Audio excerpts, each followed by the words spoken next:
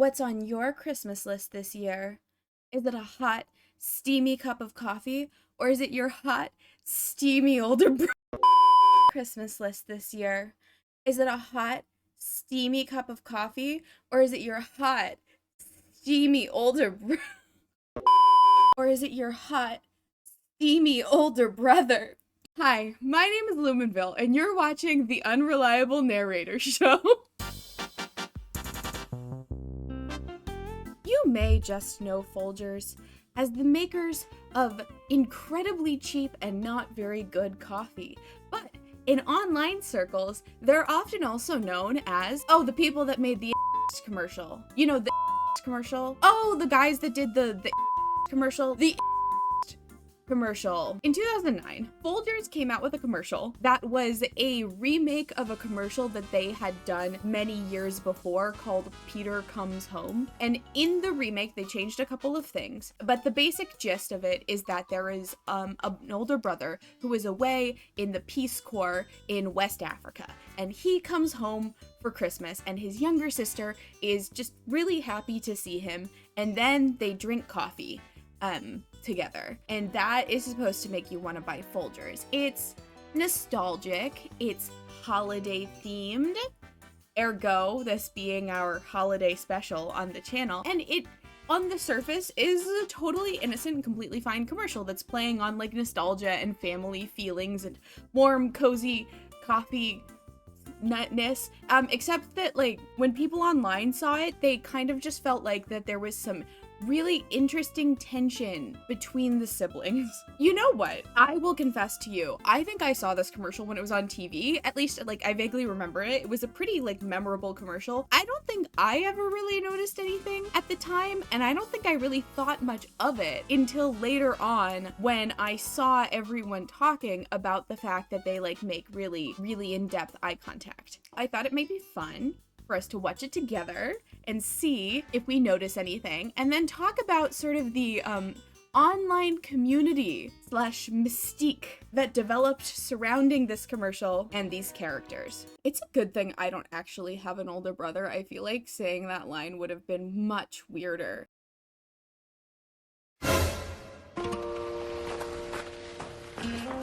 Okay, the quality is awful, but that's I must fine. have the wrong house. Sister? Oh, I missed you so much. They waited up all night for you, you know. It's a long way from West Africa. Oh, real coffee. He's here.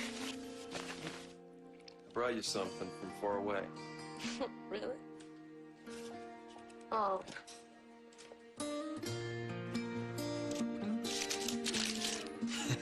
What are you doing? You're my present this year.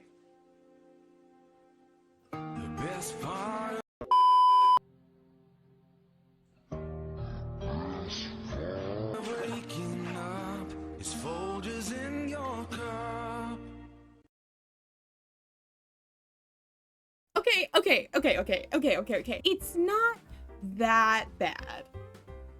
But when you have that, like, I will say, once you've been primed to see that, the eye contact does get a little weird. I think that second bit of eye contact where he looks back at her after they've already looked at each other and she puts the present thing on him and he looks back at her again, that tips it over the edge to a point of being like, I can kind of see where people are getting these interpretations from. I wouldn't have necessarily thought of it, but now that it's in my head, I can kind of see why people might perhaps maybe think that there's something like slightly untoward occurring between these two siblings. At the beginning, when he's like, I must have the wrong house. Why did she just say sister?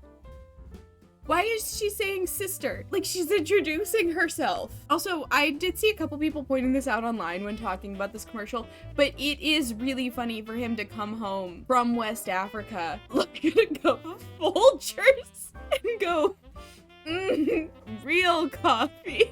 If you don't understand why that's funny, I suggest you look up a little bit about coffee and like where they grow it. That's okay. That's fine. It's not the worst part of the commercial, considering. Yeah, I can kind of see where the memes came from. I think maybe it's slightly unfair. I think maybe people were looking into it a little hard. Like, I kind of gotta wonder about the people that watched it and were like, oh yeah, definitely. I'm looking at this and I'm just getting 100% vibes. That to me is also kind of odd, but not as weird as we're gonna get in this video. So I wanted mostly to talk about the idea of there being a fandom for this because I like looking at kooky fandoms for weird stuff. I would say to not get your hopes up in terms of like, there are not people that are actually dedicated fans of the Folgers commercial, obviously, but there is an AO3 page, obviously none of which I can show in a YouTube video, and none of which do I want to read. And then there is also a tag for works inspired by the Folgers Coffee Commercial. So I'd assume those are works in other fandoms where one of them goes off and joins the Peace Corps. Oh, there was a fic literally posted today. There are 111 works in the fandom tag for Folgers Home for the Holidays commercial. Yeah, most of them are explicit. Most of them are just like one chapter. Several of them are, in fact, Game of Thrones crossovers, which I probably also should have expected. I could see there being a pretty broad overlap in fandom demographic between fans of the Folgers Coffee Commercial and fans of the dragon people. I've never watched Game of Thrones. Someone wrote a Labor Day version! Yeah, I mean, I'm not gonna read any of this, but it does exist, and I think that it's an important cultural artifact to know about if you're gonna be on the internet. It's not the weirdest thing the internet will ever produce, but it's up there. Happy holidays, everybody. I hope you're having a really nice holiday season. Again, what is more holiday oriented than family? I did find a really fantastic article that I want to share with you guys. Apparently, in 2019, GQ wrote an article that is an oral history of the Folgers Coffee Commercial. They interviewed the people that made the commercial. They interviewed only one of the actors, but still one of the actors, and they interviewed some of the people who had started off the idea of writing fan fiction about these characters. And there are just some really choice quotes that I want to pull out of this article for you. In general, most of the people that were making the commercial seem pretty baffled and mystified by the fact that this happened, because none of them thought of this at all at the time, and it was definitely not on purpose, and they all have nothing but glowing things to say about both of the actors, who also very clearly were not trying to do this on purpose. But there were some very funny things that were brought up in this article that I would like to read to you. The writer that wrote this commercial has passed away, which quite frankly is probably a good thing. Not like in general, but just in terms of like, not having to deal with this. So they interviewed like the director, they interviewed an executive producer at the ad agency that made this commercial, but then they talked to this guy named Timothy. He is an actor who was in Veep, apparently, but when he first moved to LA, he worked on this commercial and he worked as a cameraman for the auditions and for the callbacks. And he said something in here that is so funny. This was a very long time ago, and if you asked me if I would end up being interviewed about this commercial that I worked on 10 years later, I would not have believed you because it was altogether pretty unremarkable. It's not something I have a lot of memories about, outside of the fact that ultimately the commercial kind of seems like the brother and sister are going to have sex. That's why we're talking, right? This guy's great, first of all. Timothy then goes on to say, I suppose, had I thought at the time, this is going to be a 10-year joke, I would have made some more mental notes. But during casting, I was just trying to get through the day. These poor people.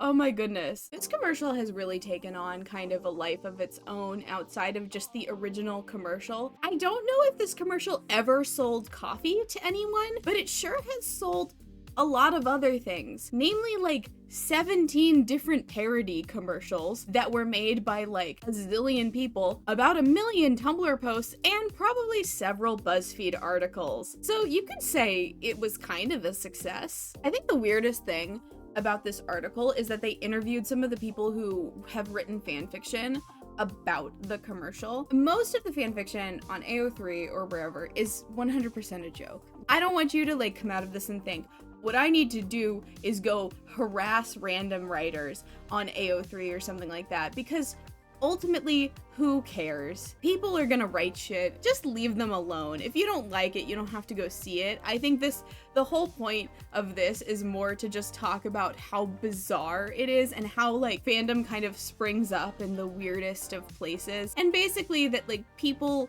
are very creative. And if you give them a chance to use that creativity, whether for good or for evil, they're going to do that. So they interviewed a couple of authors of fanfiction about this commercial. It's just really funny to me because one of the first people they interview on here said, I don't think the commercial particularly registered until people began talking about it on my LiveJournal friends list, probably around 2010 or 2011. Very LiveJournal. We were used to using our shipping goggles to look for the barest hint of subtext. And so the Folgers commercial registered in a big way. It's just very casual. So people ended up doing a like Christmas event, like a Yuletide event where they all wrote fan fiction about this. And then I think other people looked at it and they were like, this is so funny. We need to do this too. There's not that many fic on AO3 and probably not that much floating around on LiveJournal either. The whole thing is really a big joke. Another thing the same person said was, the commercial has all the right ingredients for cesters to glom onto. I just really think it's very funny to call yourself a cester. It's really weird to me because I do have siblings. Maybe if you don't have siblings, you think it's more appealing. Also, one of the fanfiction authors they interviewed is a like huge coffee snob, and so they specifically said that one of the things they wanted to make sure they included in the fanfiction that they wrote was better coffee. Literally they were like, I'm a fan of but I draw the line at drinking bad coffee. I can excuse racism, but I draw the line at animal cruelty. You can excuse racism. So, what? Oh, they also even talked to someone at the company that owns Folgers, and they're like, we're not gonna play in to this, sorry. Which I think is fair. I think it's fair. To finish off the article, the actor that they interviewed who played the brother in it, he said, to be honest, that is probably still the job that I get recognized for the most. I have so much respect for Folgers because of that commercial, which is just a beautiful ending. I am so happy for him and for everyone that doesn't hate what this turned into. I don't feel bad for Folgers. Obviously, it's Folgers. They are fine. It's just a company. Who cares about their brand reputation and stuff like that? But I feel a little bad for the people involved in it. As you'll notice, the actress who played the sister very much was not included in this article. I don't know her and I don't know how she's feeling, but I can imagine a world where this would make someone very uncomfortable. I'm glad the actor and a lot of the people who were working on it are having a good time with the whole situation, but it is one of those issues with putting your work out on the internet, as I unfortunately know all too well. It can be taken and picked up on and reworked in ways that you never intended and you might not be a really big fan of. I hope you're all having a really wonderful holiday season, and that you watch a really wonderful holiday movie if you'd like. So to that, I would say raise a cup of anything other than Folgers, kiss your brother goodbye, and have a very, very happy holiday season.